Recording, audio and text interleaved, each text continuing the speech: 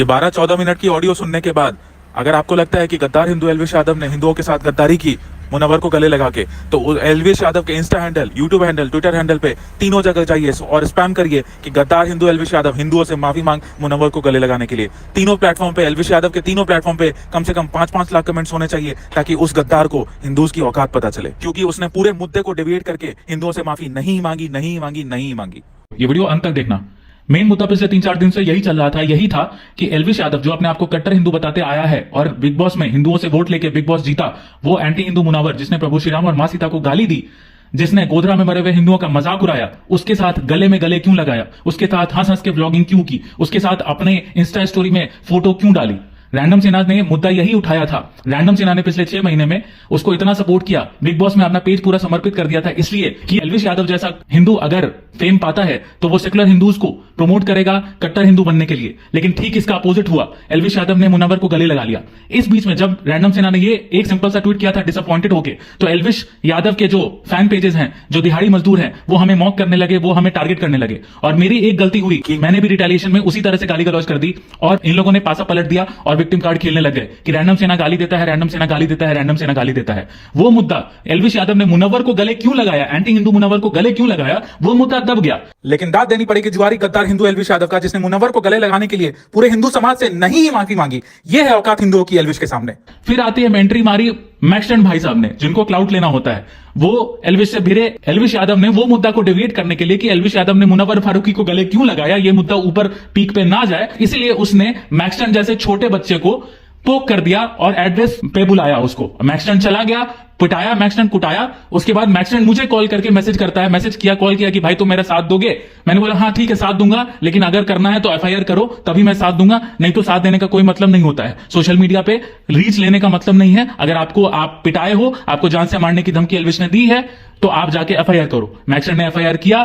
फिर मैक्सटन के एफआईआर करने पे ही एल्विश भाई का पूरा सिस्टम हिल गया। और ये देखिए एल्विश भाई का सिस्टम कितना तगड़ा है कि एल्विश भाई ने रैंडम सेना को सम्राट भाई के थ्रू कॉल करवा के मैनेज करने को बोला। ये देखिए सिस्टम, कैसे सिस्टम की मूत निकल गई, ये देखिए।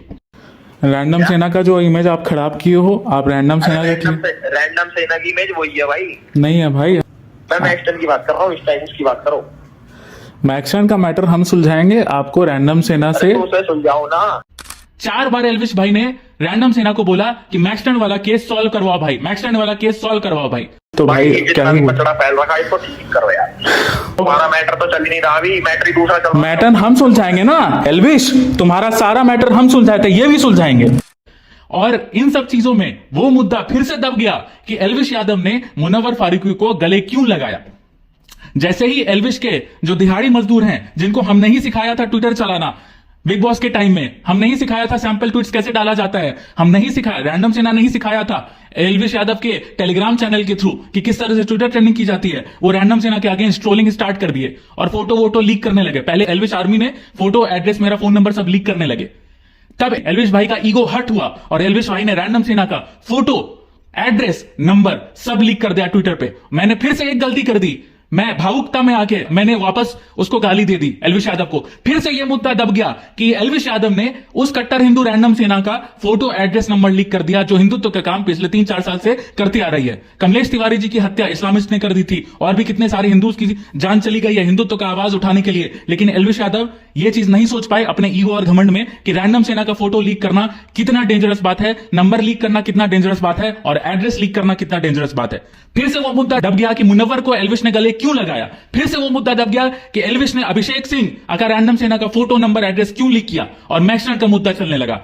फिर उसके बाद जब मैं रैंडम सेना के पास जब ये आए थे भीख मांगने कि मैक्सटन का मुद्दा सॉल्व कर दो, तो मैं नहीं झुका। मैंने बोला कि पहले आप माफी मांगिए कि आपने गलती की मुनव्वर को गले लगा के। तो एल्विश यादव ने ये बोला कि हाँ वो तो हो ही जाएगा, पहले मैक्सटन का मुद्दा सॉल्व करो। जब मैं नहीं झुका उसके एल्विश यादव के सामने। रैंडम सेना के लिए धर्म सबसे ऊपर है, रैंडम सेना बिल्कुल नहीं झुका एल्विश यादव के पैसे और गुंडागर्दी के आगे। तब कोई इन्होंने लोकल का कोई दलाल सेट किया, किसी दलाल को जिसके नाम में ही दलाल है, उस दलाल को सेट किया और उसको रीच की लालच दी, अपने स्टोरी में मेंशन किया ताकि उसको रीच मिले। मैक्सटन के पिताजी बोले कि जान से मारने की धमकी दी गई है। एक बाप होने के नाते मुझे डर है, जो कभी भी एल्विश यादव पैसे वाला पार्टी है, वो हर जगह से कहीं कहीं कुछ कुछ करता रहेगा। अगर किसी तरह का हमला कहीं पे भी होता है हमारे घर परिवार या सागर पे, तो इसका जिम्मेवार वो एल्विश यादव खुद जिम्मेवार होगा। क्या मैक्सन के पिताजी को किसी ने भड़का दिया था? नहीं। और फिर वो दलाल लोकल के गुंडे मैक्सन के घर पहुंचे, पैसे के साथ साथ धमकी दोनों मिली मैक्सन को, और मैक्सन पलट गया। मैक्सन तो पलट गया, मैक्सन तो आपके सो कॉल्ड सिस्टम के आगे झुक गया, वही सिस्टम जो रैंडम सिन्हा से भीख मांगने आया था कि मैक्सन का मुद्दा सुलझा दो भाई, मैक्सन का मुद्दा सुलझा दो। मैक्सन का मैटर मेरे बाद हम सॉल्व करेंगे, इसकी गारंटी हम हमारा लेते तो इस टाइम मैटर नहीं चल रहा, पहले वो सॉर्ट होगा फिर ये सॉर्ट होगा। नहीं होगा तो भाई पहले जो हाईलाइटेड मैटर ना वो सॉर्ट होगा, उसके बाद हम हाईलाइटेड वाला। नहीं भाई, सम्राट भाई देख लो यार, जो है मेरा ये है, ये वीडियो भाई अपना बना के डालेगा, माफी मांगेगा। भाई मैंने भी तुम्हें बताई, पहले जो हाईलाइटेड मामला वो शॉर्ट, और मेरी गारंटी है। नहीं भाई, रैंडम सिन्हा तो नहीं झुका, लेकिन ये यहाँ पे गुड़गांव के गुंडे के सामने मैक्सन पैसे के साथ साथ या धमकी दोनों में, मुझे पता नहीं पैसे की डीलिंग हुई कि नहीं हुई, वो तुमने झुक गया। अब आपको धमकाइएगा किसी को तो वो तो पलटेगा ही। खैर, इन सब चीजों में फिर से ये मुद्दा दब गया कि एल्विश यादव ने मुनव्वर को गले क्यों लगाया, एल्विश यादव ने मुनव्वर के साथ ब्लॉगिंग क्यों की, एल्विश यादव ने मुनव्वर को क्या की तारीफ क्यों की, एल्विश यादव ने मुनव्वर के साथ स्टोरी क्यों डाली। वही एल्विश यादव जिसने चीख के अपने बायो में लिखा हुआ है कि मैं हिंदू हूं। कोई हिंदू मुनव्वर फारूकी के साथ गले लगा सकता है क्या?